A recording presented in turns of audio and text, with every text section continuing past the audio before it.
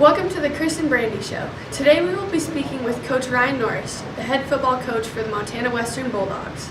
He has coached for 16 total seasons, 3 at the high school level and 11 at the collegiate level. 5 of those 11, he has been head coach for the Bulldogs. Before his coaching career, Coach Nourse played as wide receiver in the 1993 and 1994 NAIA National Championships. In 2007, he earned the National Football Assistant Coach of the Year award and also took a brief break from coaching after that. And in 2013, he took the athletic director job here at Montana Western until 2016. Hey, Coach, we know a little bit about your technical background and how many years you've been coaching, but could you tell us a little bit about why you started coaching? I think I started coaching because my coaches and teachers in high school had a big impact on me, and once I got moving into what I really wanted to do as a career path, and I liked the lifestyle that those guys were living here, and I enjoyed the camaraderie with all the other coaches and players, so it was a pretty natural fit for me. As a coach, you need a philosophy. What would you say your philosophy would be, and how has it changed over the years? You know, my philosophy in terms of coaching is, I think, is when you go out there, you want to make this an incredible experience for your players. I think how it's changed. How it's changed. When I was a younger coach, I'd say I was more of a driver. I didn't pay as much attention to relationships and those things with the players as I do now today. I think that's where I probably softened a little bit. Very focused on performance, and we're now, still focused on performance. I still think I lean towards being a driver, but relationship oriented. Would you say how you measure how the athletes perform is it different from success and failure or wins and losses?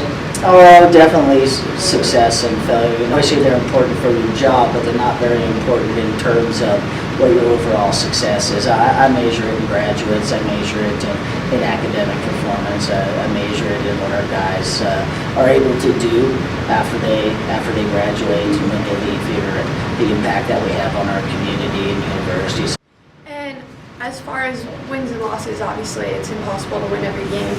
So how do you view your success as a team even when you guys lose? We have goals going into what we do. One is we want to get the double win. So we want to we want to win on the scoreboard, but we want to win how we play the game. We have expectations and measurements.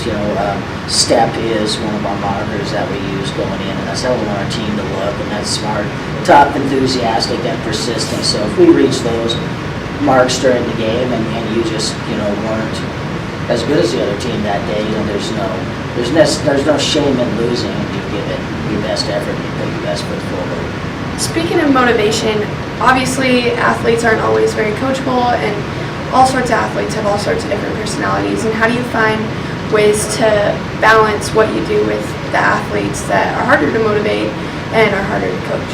I think if you have a player who's hard to coach, you probably have a player who won't perform. So I think we as a staff here will pretty much leave that athlete behind, because you at some point have to, number one, you have to have buy-in to the belief systems and the core values and the vision of the program. If you don't, then there are very few players would ever have the value on the field where you would take all your time just to do that. But just in terms of the regular guys, as I spoke to before, I think you find kind of what their trigger buttons are. And I've had guys where all I had to do was talk to them. I've had guys where I have to shame them. I've had guys where I have to yell at them all the time. So I've had guys where I don't have to do anything. So you got to kind of find that trigger point. Now, as we transition into time, how do you find time to balance your personal life, your life with your family, and coaching?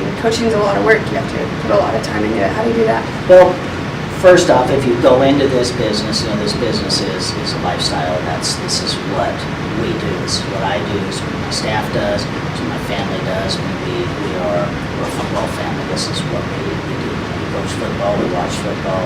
We're into sports, and that's what we do. So that's one of the ways.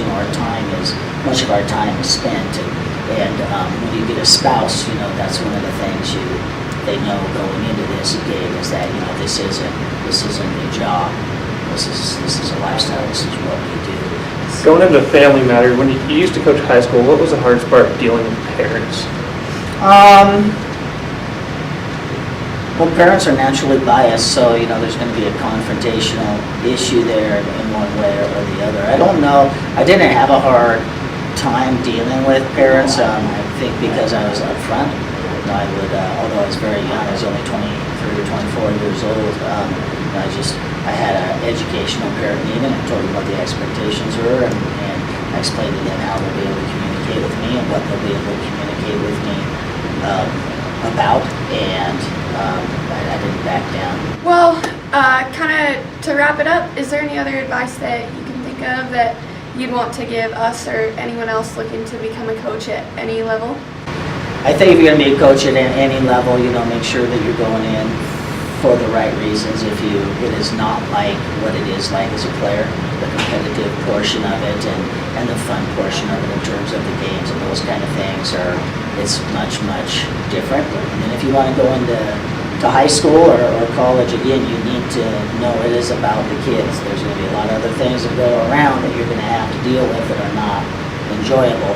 And you have to do those things well so that you can get to the best part, and that's the relationship building and the coaching interaction with players.